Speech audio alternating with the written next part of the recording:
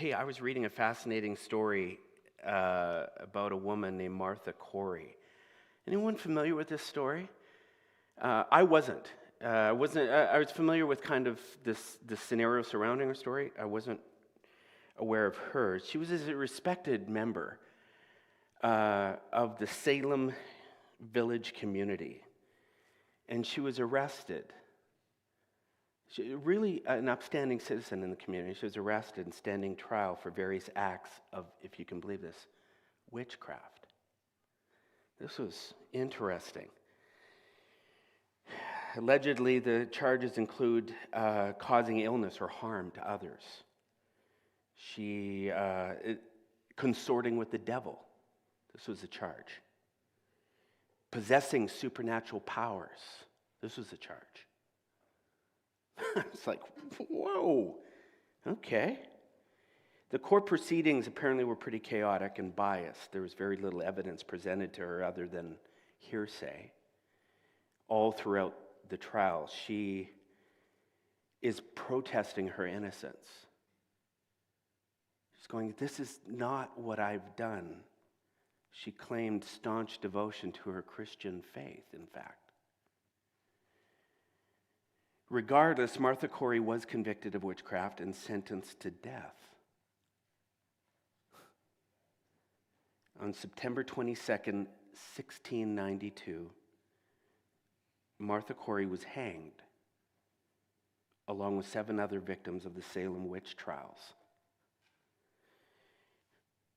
Now, as I'm reading through the story, I'm really curious. I'm not familiar with witchcraft. I don't know what that thing looks like, but I'm like, okay, what is the truth here? Was she doing some secret behind the scenes spells or, the cauldron? I didn't know what that looked like. I was like, I wonder. So I began to dig deeper into the story. When you dig into this thing, you know what her crime really was? It was that she had refused to conform to the stringent doctrines of her Puritan community, the beliefs that they were holding. She was struggling with them. She was doubting some of this stuff. She didn't want to believe everything that they were saying. Witchcraft.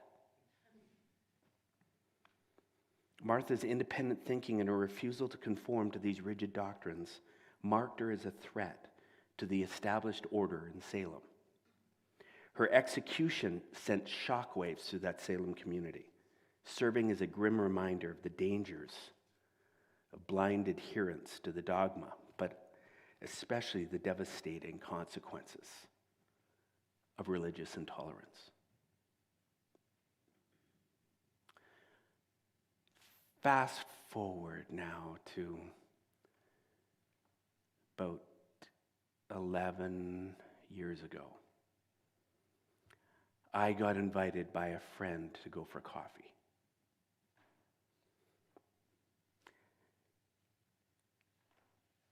Guy I love, like a brother. We went out for coffee, and it's a guy we've vacationed together. Our families were very close. And he was concerned about my spiritual beliefs. I didn't know it when he set up the coffee, but it became very clear very quickly when we sat down. As a community, Friends Church had, prior to that, just come out as accepting and affirming of the LGBTQ community. We said, there's some things that have been changing in our minds around some of these issues. And we need to be more upfront. There have been times on Sunday mornings where I opened up about my own questions around some beliefs that I was raised with. And I was just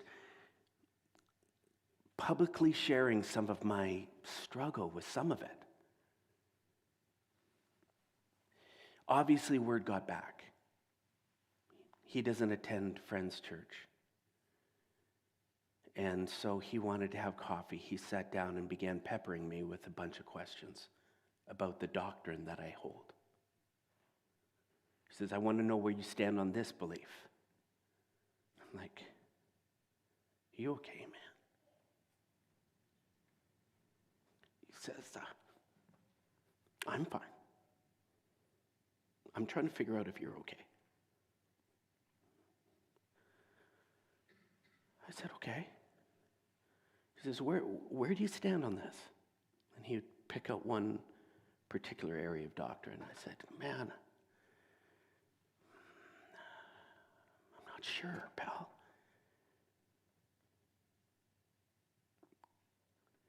And at first I was like, oh, I could tell in his eyes he wanted a very specific answer. And I said, I don't know. He's like, what do you mean you don't know? You're a pastor. You don't? I said, I've been wrestling with this, and I'll tell you why. And so I started going into some of the complexity surrounding the doctrine. If this is actually the case, then this is the case, and this is the case, and I'm not ready to sign off on that. That doesn't make sense to me. So I got a big question mark. So we're going back and forth, and he says, okay, so what about this? I said, that is kind of tied into this. I said, I'm not saying it's wrong. I'm just saying I'm struggling to understand it. It was a long coffee. And man, after it was all said and done, I felt like I had gone through the Inquisition, man. I was just like, there's one point where he looked at me and he said, Jeff, I used to think that we were like this. And now I realize we're like this. And I'm watching him say this. And I'm going, so what does that mean?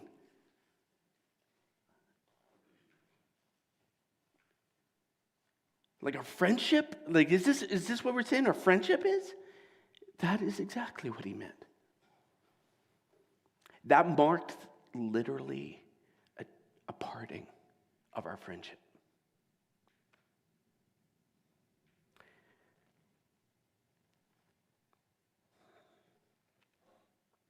Like a divorce.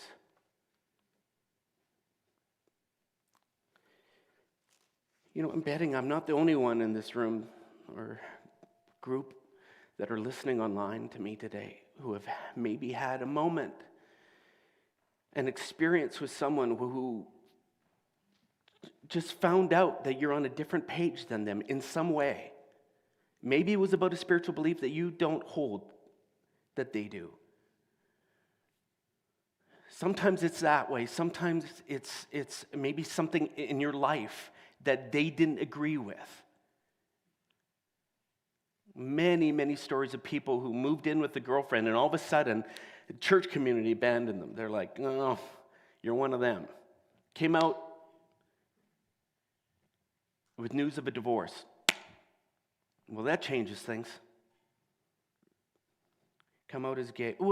I could go on with a big list of different things where you can tell once the news dropped of whatever it was, there was a shifting in the relationship. It's just like, sometimes it's worse. All of a sudden the Inquisition comes on, people trying to rescue, fix. In the years that followed, I would hear through my boys of different offline conversations that this friend of mine would have with them. Little covert operations to try to make sure that they were not believing what I was believing. Trying to straighten them out, making sure that I hadn't led my own kids astray.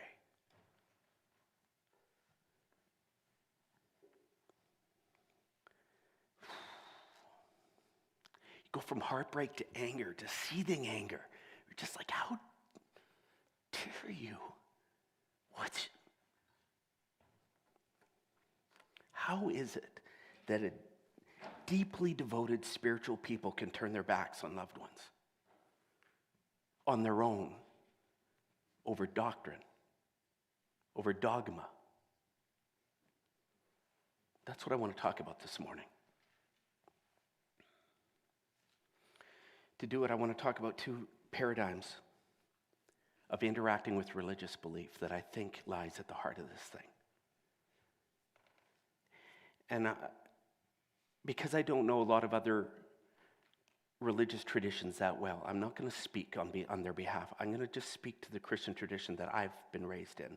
And to be honest, even it's not the whole Christian tradition. It's just kind of part of what I have experienced of the Christian tradition. But I think the patterns probably weigh fairly true, the wider you go, even beyond what I'm going to speak to. A large part of the problem seems to revolve around and circle around this word called faith. Faith. Much of Christianity has been built around the word faith, specifically with regard to one's ability to believe certain things. In Latin, the word faith has a number of different meanings, but one of them is built on the Latin word assensus. Assensus. The closest word we have in the English to assensus is belief. Traditional Christianity over the last 300 years has really focused around this semantic range of the word belief, of faith. Being a Christian and being a believer were almost, I think in many, many circles, synonymous. If you were a Christian, you were signing up saying you believed specific propositional statements to be true. I've talked to many people and they'll say, well, I'm not really religious, but I'm spiritual. And so I'll press them in on that and they say, I have my beliefs. Something that they hold up here. Maybe you felt that way too. If you do, I would understand. You were a Christian because you believed certain things. This really happened as a result for me. Looking back, it seemed this shift to faith as belief really developed strongly throughout the Enlightenment of the 17th century. Now, if you've studied history, I'll just quick. In around that time, the 17th century, there was a birth of science. There were so many scientific discoveries that were happening. They began realizing, wow, that earthquake wasn't necessarily an act of God. There are these tectonic plates that start rubbing up against each other, and that can create disturbance. The tornado wasn't God punishing someone who had sinned. It may likely have been low and high pressure systems kind of colliding and creating these kind of things. All of a sudden, they're going, wait a second. What is God doing here? Is he doing anything?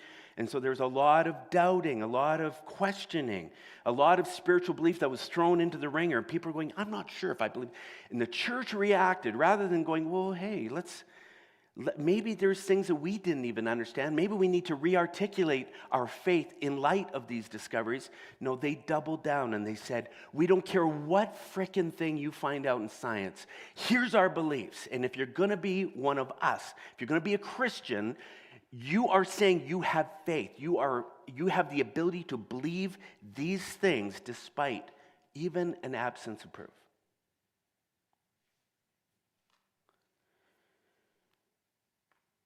It was during this kind of season where more and more Christianity became a reflection of your ability to believe these statements to be true. Some of them, for some who had science upbringing, and especially, I'm talking to people all the time. You've gone into university, you have science degrees or whatever, you're wrestling with spiritual belief opposed to some of the things that you understand about science. It's just like, oh my God, they feel untenable. But Christians were required to believe.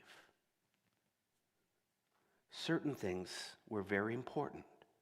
Now again, if you've been a part of traditional Christianity, this will be just review, and there will be people within our community here who believe in these things that I'm going to talk about, and that's okay. Let me be clear. I'm not saying this is wrong. I'm just saying there's foundational beliefs that people were called to believe, and this was a sign that you had signed up, that you were a Christian. One was a belief in the afterlife. This was a big thing. Being a Christian granted the ultimate goal and prize. That was eternal life in heaven. Ultimately, this was kind of the primary reason why people would want to sign up for Christianity. Because it granted you an eternity in a beautiful place, free of suffering. Some of the pictures, I listen to some people and they're going, I don't know if I really need the streets of gold, and I don't know if I'm really into the harps or whatever. But this idea of living forever in a beautiful place, as opposed to the other, that was probably pretty important to point out. You sign up and believe these things, you believe that there is a heaven waiting. If you do this right, it's a wonderful thing. Part of the requirement of beliefs surrounded the Bible. There was this understanding that the Bible was the literal words of God. Now, whether God wrote everything down and faxed it down to a number of different authors and they then scribbled it out, whatever, however that went down, there is this belief that every word has been written and chosen by God and therefore is to be applied literally in the way that to every person in all places at all times. Not only is it to be applied, it is actually and factually true.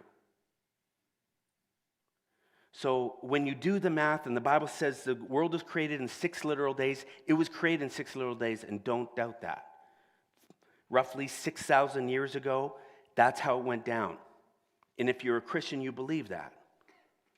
I know carbon dating says millions of years the earth has been around. It doesn't matter. Here's what we believe.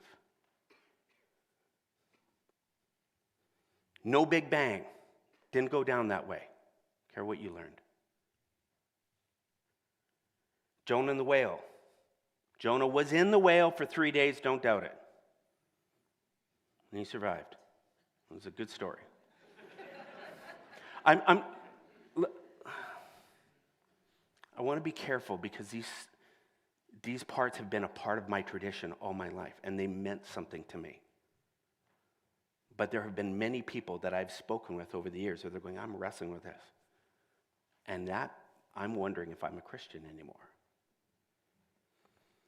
There were statements about Jesus, that Jesus was the Son of God, that he was born of a virgin, that he died for his sins, God raised him physically and bodily from the dead, and that he will come back again one day. These were creeds, these were statements that literally it was proof that you were a Christian if you could sign on the dotted line and say, yes, I believe that to be true. If you could do all these things, heaven was waiting for you. You could be assured you had no fear of death. There's no reason to worry. Come whatever may, an eternity was waiting for you. Now, if you couldn't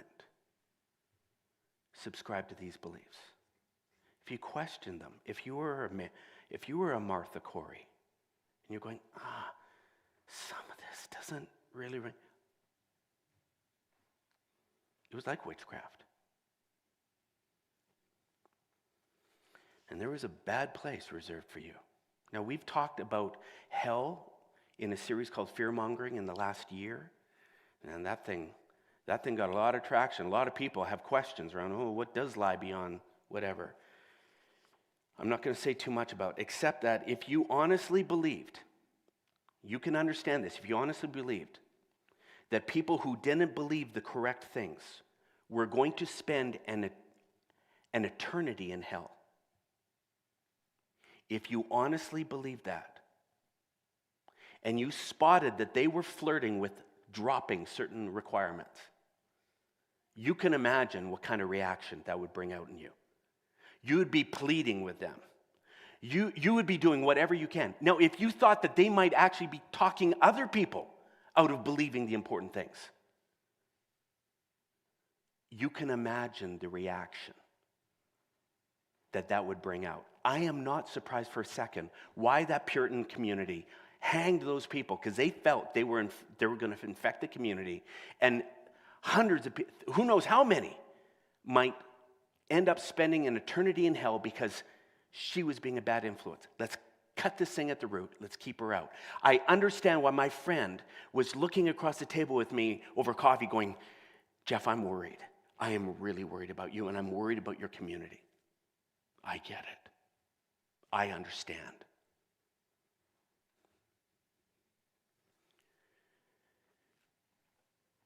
Talk about a wicked source of motivation, though, for doing what you're doing, though, hey? It's like the only reason you're showing up on a Sunday is because you are worried, man, if you don't do this right, if you don't cross all the T's and dot the I's, you might get the surprise that you never wanted when your number rolls up. You're going, I thought I did everything right. I thought I was... I watched all my life many people going through the motions, like you guys sitting here today, because in the back of their minds they're going, if I don't do this right, there is hell to pay. That is a wicked motivation for spiritual journey. And that has caused a lot of problems. I'll tell you this, you get enough fear going on inside your life around this stuff, you will say the worst things to people when you sense that they are steering away. You will do things that later you will regret, trying to keep them involved. And some of you you're victims of that system because someone did and said things to you that should never have been said, but they're worried that you might end up in a bad place one day. And so the means justified the end. Ends justified the means. Yeah, sorry. It's important that you understand that there is more than one semantic range of the word faith than just belief, than just a census. There's another very important aspect of the word faith.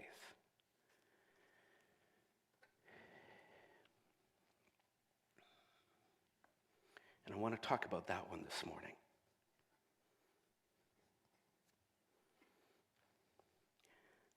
Before I jump into that, let me just say, if you look throughout Scripture, throughout the Bible, you will read stories of our ancestors who struggled with this very concept that I'm talking about. They weren't all subscribing to this. Love this passage in James, and I've used this just in the last number of weeks. James says, isn't it obvious that the God talk, so in this concept, it's these beliefs, these things, these philosophies, beliefs that we talk about, these theologies. Isn't it obvious that God talk without God acts is outrageous nonsense? He says, do I hear you professing to believe in the one and only God, but then I observe you kind of sitting back as if you had done something kind of wonderful and impressive just because you're holding those beliefs? He goes on to say, isn't it obvious that faith and works are kind of yoked partners? Faith expresses itself in works.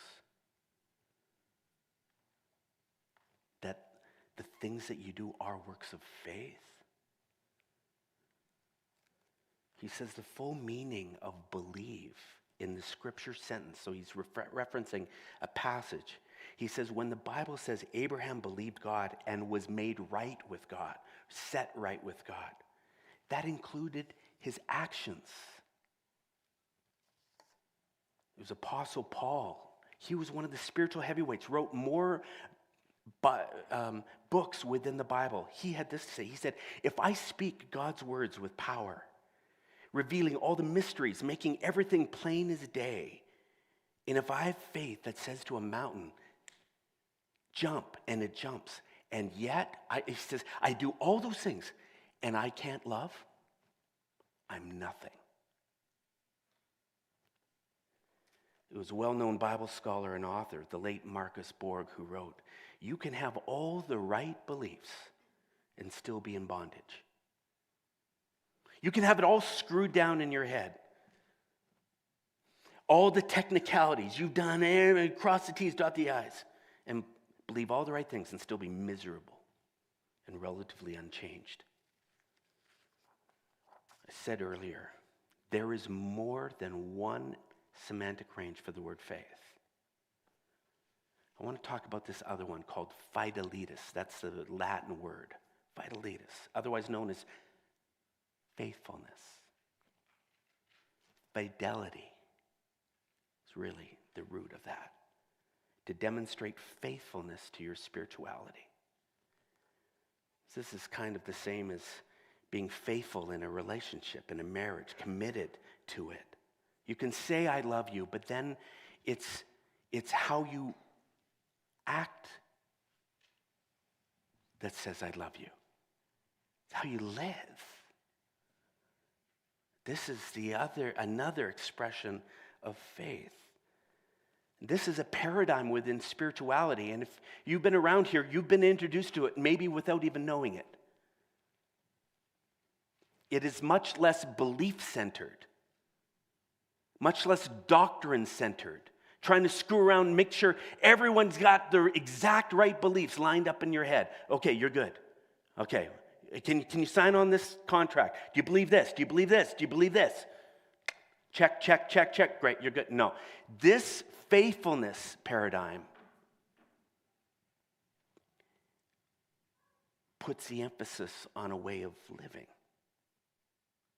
A lot of people don't realize that the earliest movements of the Jesus movement, the followers of Jesus, when that whole thing started to really get steam, were not known as Christians. They weren't saying, oh, there's the Christians, they're coming along. You know what they were known as? They were known as followers of the way. They were known not for their beliefs. They were known for a way of life. Interesting, Jesus was approached one day. People were worried. They're going, man, there's all these teachers popping up claiming to be representing the spirituality that seems you're talking about. But we're not sure we can trust them all. Seems like there's some phonies in there. Interesting how Jesus responded to them. He didn't say, okay, well, just make sure that they're teaching this and teaching this and teaching this. You know what he said? He says, you'll figure it out. You'll identify them by their fruit, by the way they act. He says, you can pick out an apple tree by looking at the apples on that tree, an orange tree. He says, you'll do the same. You'll know they're tied into the real thing by the way they act. It's a way of life Jesus was promoting. When I study the stories and the teachings of Jesus, it seems obvious to me that Jesus was much more bought into this faithfulness paradigm than the faith one. I'm not saying you don't need both. I'm not saying that. But if you look at the kinds of things he continually was role modeling and talking about, it screamed this faithfulness paradigm. They would get mad at him. He'd be in these establishments, hanging out with these people that the spiritual community had completely written off. They said they don't qualify. What is he doing in there? Some translations say, why does he hang out with such scum?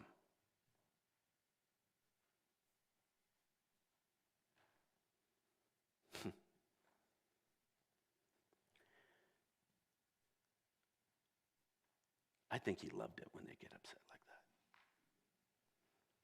There were times when his own followers were breaking certain rituals, purity laws. They'd be getting busted for eating on the Sabbath or doing certain things on the Sabbath, eating the wrong foods. They're going, oh my God, you guys are breaking the rules. Jesus was continually looking at them going, you're missing the point. You're crossing the T's and dotting the I's, and you're missing the point of what this whole freaking thing is about. Life, people, relationships in Jesus' world, it seems, always trumped a census, belief, ritual, rule, technicalities. It wasn't about the head and the technicalities. It was about this heart and this constant concern for mankind, what was going on around the world that they're living in. This faithfulness paradigm, it requires a wider perspective. to see spirituality as more than just a matter of the head, more than just knowing the rules, what the correct beliefs are. It was funny, like Jesus would tell these stories, and he'd paint out this story of this tax gatherer, this real hated kind of character in their society at the time, and then this spiritual one, and he would tell this story, you'd say, okay, this one's praying, right before like kind of judgment day kind of scenario, and this guy prays this way, and this guy, which one is justified? Which one's okay in God's eyes? And every time it was a setup. They're going, of course it's a spiritual guy, and he's going, mm-mm-mm. He was constantly surprising them. He's going, your technicalities and rules are going to surprise you one day. It's missing the point.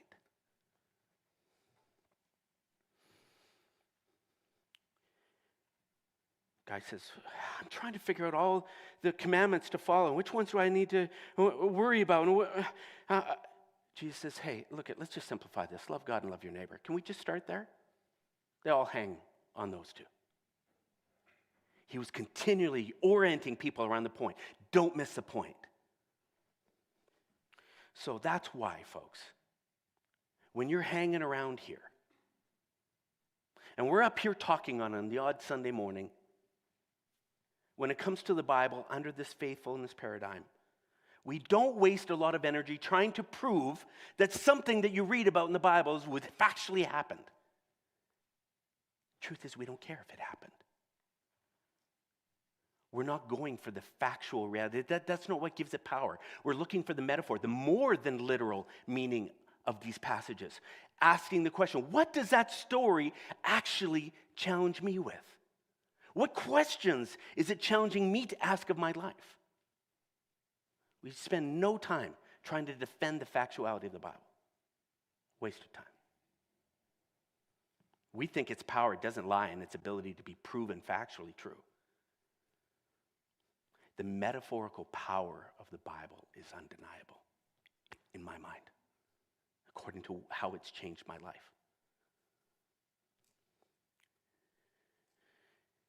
This faithfulness paradigm isn't preoccupied with the afterlife either. People every now and then want us to speak to the afterlife. Some people come in and they just want assurance, just tell me I'm okay. Because my family think I'm not. They've told me in no uncertain terms, man, I got a hot future. I'm looking at that. There have been people that say, I'm scared to walk in because I'm going to get struck by lightning. I don't know. I think my future doesn't look so good.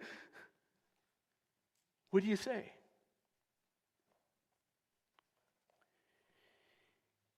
To which I'll say, I don't believe anyone knows how the afterlife works. And I would challenge anyone who would say otherwise to prove it. Is heaven and hell real? I don't know. Straight up, I don't know. But I'll tell you this. Heaven on earth and hell on earth are real. And some of you have felt that. I know I have.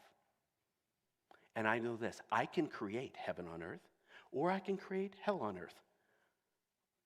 I've learned I can be good at both.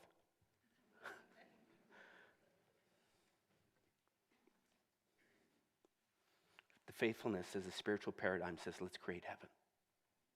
Let's talk about things that will restore order in our lives, and in our neighborhoods, in our workplaces, in our families, within our kids' lives.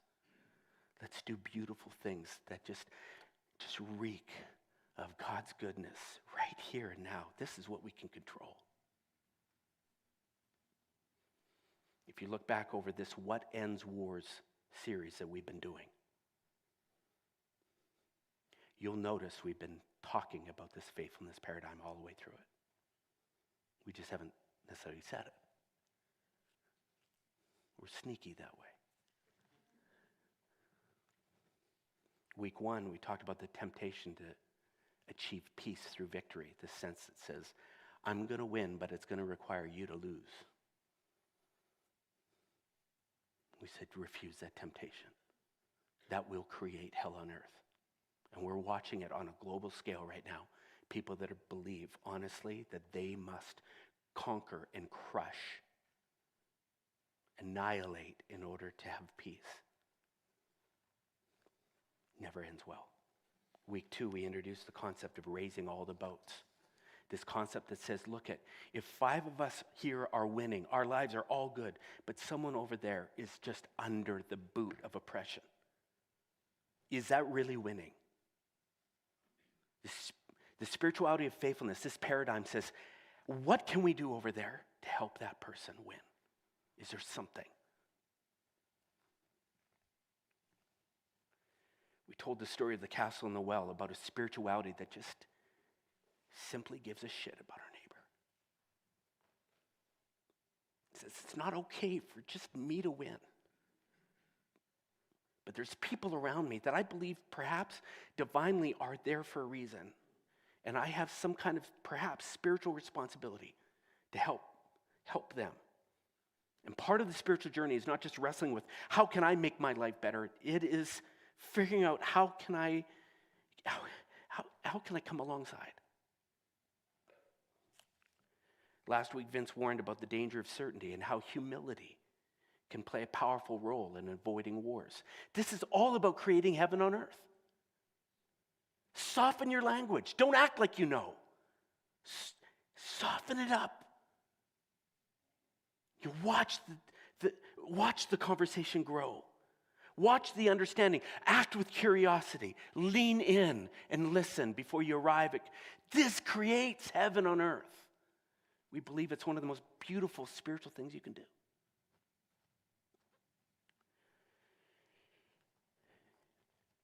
May we be a people who avoids witch hunts. Who avoids drawing lines in the sand, forcing people to believe what we believe. May we see deeper and wider. May we see higher. May we not be motivated by fear, but may we be motivated by love. May we do things every day, even with people we don't understand or struggle with. May we look over those boundaries and see a human just like us who perhaps just needs something little from us that will create heaven in their life. May we never, ever be written up as a community remotely looking like this Salem story. May this community be populated with so many different walks and diversity. Because what matters is your ability to be faithful to a spirituality that creates beautiful things on earth. May we be known as followers of the way. That's my prayer.